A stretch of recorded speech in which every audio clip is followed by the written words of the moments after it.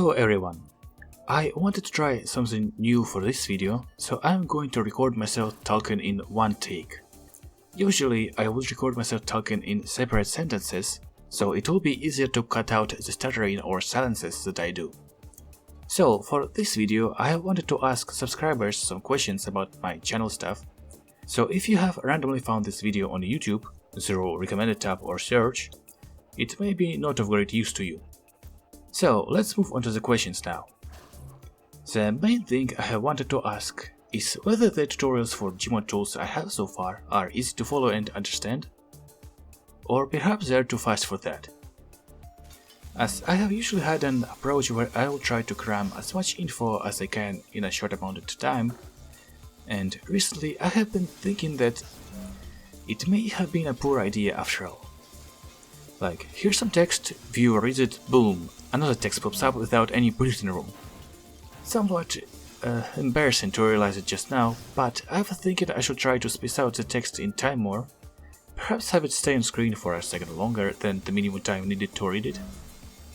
Have some time between text appear and then also hide the text for a bit while showing something visual, like how some tool works or which buttons are being pressed, as to give time for people to process the information without having to pause the video.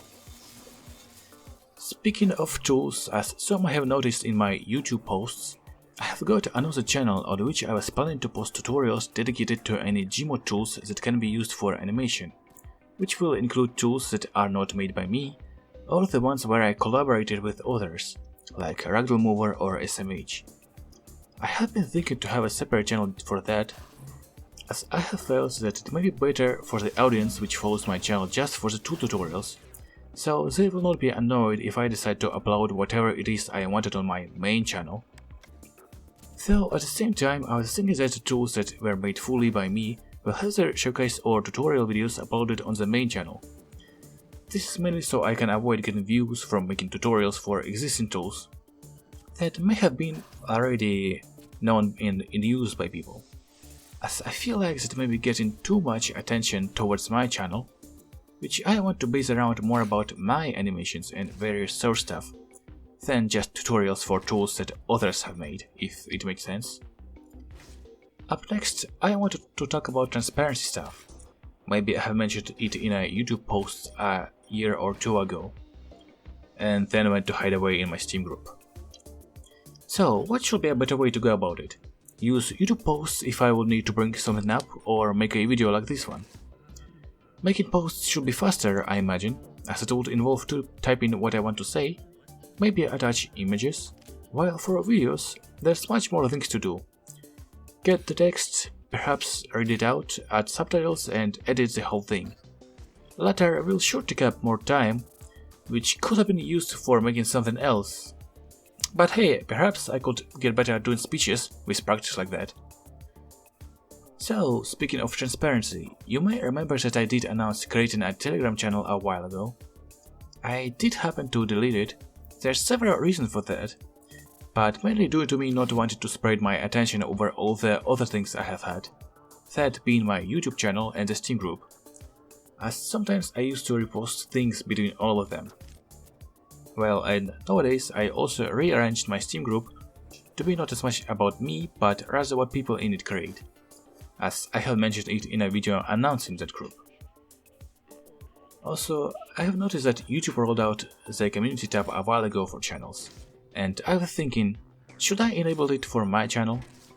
So far I have been thinking that it could be used as an easier way to provide some issue reports, as it allows to upload pictures there for, well, usual users rather than channel owners. So it could be a good way to reach out to me about these things, and share some of your cool works that you may want to show to other people who would come by in there too.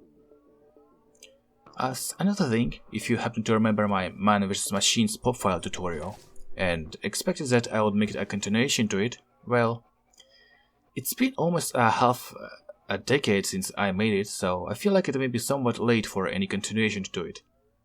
Plus, some people from Potatoes and VM servers already have made some tutorials on their own, whether text ones on Steam or videos on YouTube, and I think those should be good enough.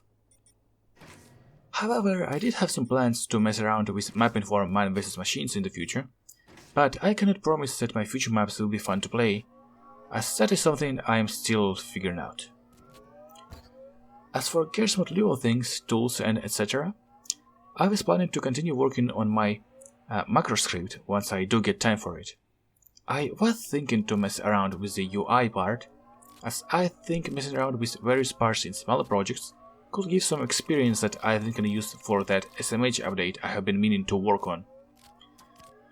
And speaking of SMH, I have not really touched it since the last video I made about it, and it's been over 2 years since then, during which I got sidetracked by working on Ragdoll Mover. Well, in either case, I think I will manage to finish up that update, and there's also several people contributing to it on GitHub like Vlaist, and there's also been a whole audio playback system contributed by someone from that SMG4 tech team.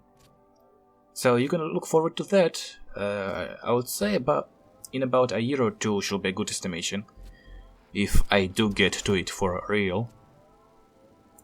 And I was still thinking to look into optimizing playback in SMH, as perhaps newer features may need some better structure on how data is stored in there. In any case, however, whatever I do, the base premise for how SMH works should remain the same, if you were using the 2.0 approach and weren't bothering with timelines much. I can say that probably timeline system might get replaced with another one I have been thinking of, like perhaps one that would also allow to record each bone on a model separately. But perhaps I shouldn't make too many promises in case I don't end up figuring out how to do it in the end. Speaking of workshop things, I guess you might have noticed that I stopped responding much to people's problem reports on Ragdoll Mover and SMH pages. Usually, problems that people report end up being some common ones, and I am hoping people may be able to figure it out or find the answers on their own, so they would rely less on me and perhaps get a bit more self-sufficient on that end. Like for example, a common issue reported on SMH is that plus SMH menu or plus SMH playback commands are not working, which is usually caused by some workshop bug, which seems to be related to having a lot of add-ons turned on. This issue can happen to any other add-on, like models, tools, gmods, and it can be fixed, well, or may be fixed, by disabling some other arbitrary add-ons and checking if it will appear once you load in the map again. That issue can be quite unpredictable, as sometimes I have had an affected add-on still work even if I enable the disabled add-ons, and sometimes not. Kinda 50-50 there. And as for other cases where people did provide error logs from console, they sometimes don't say how that error happened in the first place and vice versa. Sometimes when I reached out and asked for more info on the error while providing some info on what I will need to know and how to get that information, people would not respond, so I could not reproduce the error to be able to fix it, so I started to give up on trying to do that. Well, I mean, it is nice that people do provide error logs, but on their own those cannot be enough to track down specific issues, so more information will be needed there. I guess I can look into making a video tutorial on how to check and report your add-on issues to add-on creators. Perhaps that could help with trying to find conflicting add-ons and submitting better bug reports, so add-ons could be made better, given that both the users and afters cooperate on that front. And as the last thing, not quite channel related, but I have wanted to mention it.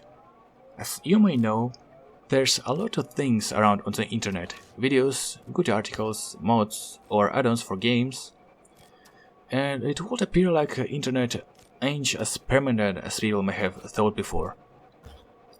Some of the things that we like can just disappear in a moment.